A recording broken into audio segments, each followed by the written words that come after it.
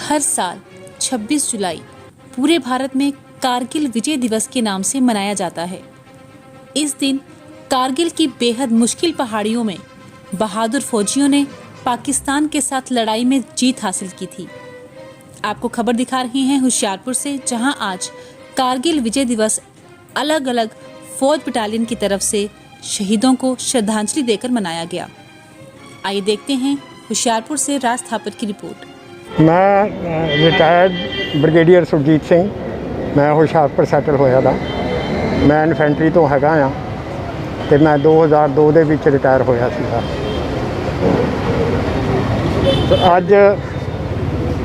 ਅੱਜ ਅਸੀਂ ਸਾਰੇ ਇਕੱਠੇ ਹੋਏ ਆ कारगिल दिवस ਮਨਾਉਣ ਵਾਸਤੇ।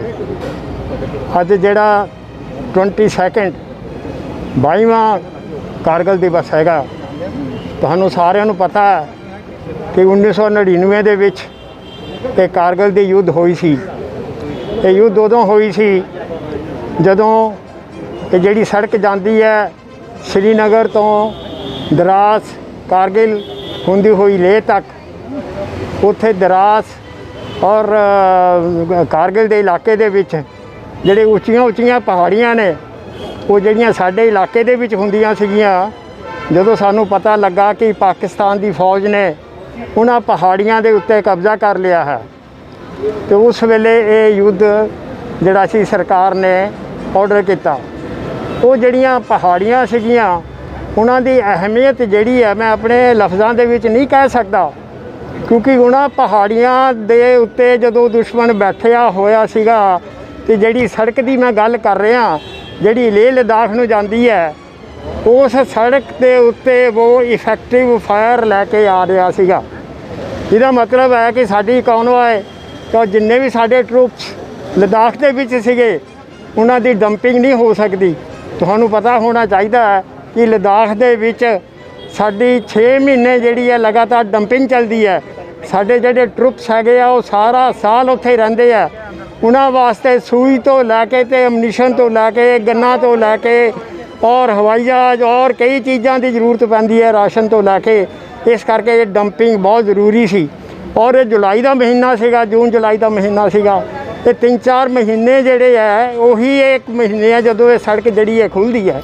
ਔਰ ਅਗਰ ਇਹ ਸੜਕ ਨੂੰ ਅਸੀਂ ਉਹ ਹਾਈਟਸ ਨੂੰ ਕਲੀਅਰ ਨਾ ਕਰਦੇ ਤਾਂ ਇਹ ਸਾਰਾ ਜਿਹੜਾ ਲਦਾਖ ਸੀ ਉਹ ਕਟ ਆਫ ਹੋ ਜਾਣਾ ਸੀ, ਔਰ ਜਿੰਨਾ ਸਾਈਕਲ ਸੀਗਾ ਉਹ ਸਾਰਾ ਕਟ ਆਫ ਹੋ ਜਾਣਾ ਸੀ।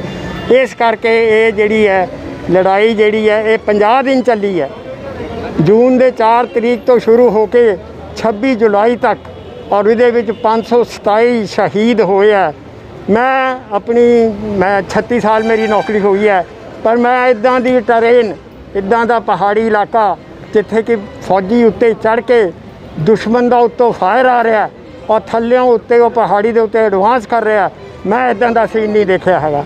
ਮੈਂ ਇੱਦਾਂ ਦਾ ਕੋਈ ਮਿਲਟਰੀ ਹਿਸਟਰੀ ਦੇ ਵਿੱਚ ਐਸੀ ਕੋਈ ਲੜਾਈ ਨਹੀਂ ਹੈ ਜਿਹੜੀ ਇੱਦਾਂ ਦੀ ਲੜਾਈ ਲੜੀ ਗਈ ਹੈ। ਇਸ ਕਰਕੇ ਮੈਂ ਆਪਣੇ ਸ਼ਹੀਦਾਂ ਨੂੰ ਬਹੁਤ ਨਮਨ ਕਰਦਾ ਹਾਂ ਕਿ ਜਿਨ੍ਹਾਂ ਨੇ ਇੰਨੀ ਵੱਡੀ ਕੁਰਬਾਨੀ ਦੇ ਕੇ, ਕਈ ਐਸੇ ਸ਼ਹੀਦ ਹੈ ਜਿਨ੍ਹਾਂ ਦੇ ਬਾਰੇ ਮੈਂ ਤੁਹਾਨੂੰ ਦੱਸਣਾ ਚਾਹੁੰਦਾ, ਪਰ ਟਾਈਮ ਸ਼ਾਰਟ ਹੈ। ਇਸ ਕਰਕੇ ਉਹਨਾਂ ਨੇ ਜਿਹੜਾ ਆਪਣਾ ਹੌਸਲਾ ਔਰ ਜਿਸ ਬਰੇਵਰੀ ਦੇ ਨਾਲ ਉਹਨਾਂ ਨੇ ਉਹ ਕਬਜ਼ਾ ਕੀਤਾ ਆ। ਜਿੱਦਾਂ ਪਹਿਲੀ ਲੜਾਈ ਜਿਹੜੀ ਸੀ ਉਹ ਤੋਲੋਲਿੰਗ ਦੇ ਉੱਤੇ ਹੋਈ ਹੈ। ਤੋਲੋਲਿੰਗ ਇੱਕ ਐਸੀ ਚੋਟੀ ਸੀਗੀ, ਜੇ ਉਹਦੇ ਉੱਤੇ ਕਬਜ਼ਾ ਕਰ ਲਿਆ ਤਾਂ ਇਹਦਾ ਮਤਲਬ ਹੈ ਕਿ ਜਿਹੜੀ ਬਾਕੀ ਦੀਆਂ ਟਾਈਗਰ ਹਿੱਲ ਹੈਗੀ ਹੈ, ਬਟਾਲਿਕ ਹੈਗੀ ਹੈ, .4875 ਹੈਗਾ ਆ, ਇਹ ਸਾਰੀਆਂ ਚੀਜ਼ਾਂ ਮੈਨੂੰ ਰਟੀਆਂ ਹੋਈਆਂ ਕਿ ਉਹਨਾਂ 'ਤੇ ਕਬਜ਼ਾ ਨਹੀਂ ਹੋ ਸਕਦਾ। ਇਸ ਕਰਕੇ ਇਹ ਜਿਹੜੀ ਲੜਾਈ ਤੋਲੋਲਿੰਗ ਦੀ ਲੜਾਈ ਸੀ ਬੜੀ ਬਹੁਤ ਹੀ ਅਹਿਮੀਅਤ ਵਾਲੀ ਲੜਾਈ ਹੈ। ਇਸ ਲੜਾਈ ਦੇ ਵਿੱਚ ਜਿਹੜੇ ਫੌਜੀ ਉੱਥੇ ਗਏ ਆ 18 ਗ੍ਰੇਨੇਡੀਅਰ 2nd ਰਾਜਰਿਫ, ਮੈਂ ਰਾਜਪੂਤਾਨਾ ਰਾਈਫਲ ਦਾ ਆਇਆ ਔਰ ਮੇਰੀ ਬਹੁਤ ਪੁਰਾਣੀ ਪਲਟਨ ਹੈ ਉਹ 2nd ਰਾਜਰਿਫ, ਜਿਨ੍ਹਾਂ ਨੇ ਉਹ ਤੋਲੋਲਿੰਗ ਨੂੰ ਦੇ ਉੱਤੇ ਕਬਜ਼ਾ ਕੀਤਾ। ਉਹਦੇ ਵਿੱਚ ਬਹੁਤ ਜ਼ਿਆਦਾ ਕੈਜੁਅਲਟੀਜ਼ ਹੋਈਆਂ ਸੀਗੀਆਂ। ਇਸ ਪਲਟਨ ਨੂੰ 4 ਮਹਾਵਤੀ ਚੱਕਰ ਔਰ ਕਈ VRC ਮਿਲੇ ਸੀਗੇ। ਇਸੇ ਲੜਾਈ ਦੇ ਉੱਤੇ 18 ਗ੍ਰੇਨੇਡੀਅਰ ਨੂੰ ਪਰਮਵੀਰ ਚੱਕਰ ਮਿਲਿਆ ਸੀਗਾ। ਅਤੇ ਇਹ ਜਿੰਨਾ ਵੀ ਮੱਥਾ ਟੇਕੀਏ ਅਸੀਂ ਅਤੇ ਜਿੰਨਾ ਵੀ ਯਾਦ ਕਰੀਏ ਇਹਨਾਂ ਸ਼ਹੀਦਾਂ ਨੂੰ ਉਨਾ ਘੱਟ ਹੈਗਾ ਆ। ਇੱਦਾਂ ਦਾ ਇਹ ਅਨਪੈਰਲਲ ਹੈ, ਇਹ ਅਨਪੈਰਲਲ ਲੜਾਈ ਹੈ। ਇਹਦੀ ਤੁਸੀਂ ਇਮੈਜਿਨ ਨਹੀਂ ਕਰ ਸਕਦੇ ਕਿ ਕਿੱਦਾਂ ਬੰਦਾ ਉੱਤੇ ਚੜ੍ਹ ਕੇ ਉਹਨੇ ਦੁਸ਼ਮਣ ਦਾ ਖਾਤਮਾ ਕੀਤਾ। ਤੁਹਾਡਾ ਬਹੁਤ ਬਹੁਤ ਧੰਨਵਾਦ, ਤੁਸੀਂ ਆਏ ਹੋ ਔਰ ਇਹ ਚੀਜ਼ਾਂ ਜਿਹੜੀਆਂ ਤੁਸੀਂ ਸੁਣੀਆਂ ਹੈਗੀਆਂ। Thank you sir, thank you ਬਹੁਤ ਬਹੁਤ। मैं सूबेदार मेजर बैटन Jatinder Singh district president Hoshiarpur Indian बैटन ऑर्गेनाइजेशन की तरफों अज कारगिल के विजय दिवस से इस अपने वीरगति ਨੂੰ प्राप्त जवानों ਨੂੰ श्रद्धांजलि देन वास्ते हुशियारपुर शहीद स्मारक से इकट्ठे हुए हैं। और इस विजय दिवस के उपलक्ष्य से ये लड़ाई टोटल जो कारगिल की सी ਉਹਦੇ ਵਿੱਚ ਅਸੀਂ मैं खुद हिस्सा लिया और ये 56 दिन लड़ाई चली, जिस ਵਿੱਚ साढ़े जवान और JCO और अफसर साहबाना ने बढ़ चढ़ के हिस्सा लिया। इस लड़ाई दे विच साढ़े टोटल 527 जवान जख्मी हुए, कैजुअलिटी हुए और 1000 समथिंग जख्मी हुए, जद कि पाकिस्तान की तरफों ये डाटा ऑफिशियल नहीं किया गया। जो साढ़े अनऑफिशियल डाटे के हिसाब न 1200 तो 2300 तक जवान उन्होंने शहीद हुए और नंबर ऑफ थाउजेंड जो कि जख्मी हुए। सब तो पहला पाकिस्तान इस लड़ाई नूं अपनी लड़ाई ना मान के इनफिल्ट्रेटर और कश्मीर के जिहादियों के नाम दिता गया, लेकिन जदों इस लड़ाई पाकिस्तान के जिंदे सैनिक कैप्चर किए उन्हों के आई कार्ड जो कि 3 NLI जिन्हों असी 3 नॉर्दर्न लाइट इन्फेंट्री कहते हैं और उन्होंने बैच मिले, उस तो बाद उन्होंने थोड़ा बहुत कबूल किया। और इस लड़ाई में एयरफोर्स, नेवी, आर्मी ने अपने अपने स्तर पर ऑपरेशन लड़े और हिस्सा लिया। जिस तरह हमारी इंडियन आर्मी ने ऑपरेशन विजय का नाम दिता, उसी प्रकार एयरफोर्स ने इस ऑपरेशन नूं सफ़ेद सागर का नाम दिता, जिस विच एयरफोर्स के MiG-21, MiG-27, मिराज 2000 ने हिस्सा लिया और अपनी पाकिस्तान की एयरफोर्स, पाकिस्तान के इन्फिल्ट्रेटर से सुपरमेसी हासिल की। और उसी तरह साड़ी इंडियन नेवी ने अपने स्तर पर जो मरीन बाउंड्री है साड़ी उन्होंने ऑपरेशन तलवार का नाम दे के इस ऑपरेशन नूं कामयाब बनाया, ताकि कोई भी इन्फिल्ट्रेटर पाकिस्तान की तरफों समुद्री सीमा के अंदर दाखिल होकर साढ़े देश में कोई खलबली पैदा ना कर सके। और जिस तरह ऑपरेशन ताज होटल में किया गया, साढ़े सिविलियन पुलिस वालियां नूं मार गिराया गया, उस तरह की कोई अनहोनी घटना ना हो। नेवी अपने स्तर पर पूरी अलर्ट रही और इस लड़ाई नूं अज पूरे 22 साल हो चुके हैं। और इस लड़ाई नूं 22 साल होने के बावजूद भी अज भी असी जो अखां बंद करते हैं या सोचते हैं तो अज भी वो मंजर साड़ियाँ अखां अगे तरो ताज़ा होंदे ने। बाप के कंधे ते बेटे की लाश और बेटे के कंधे ते बाप की लाश जांदियां देखी है असी।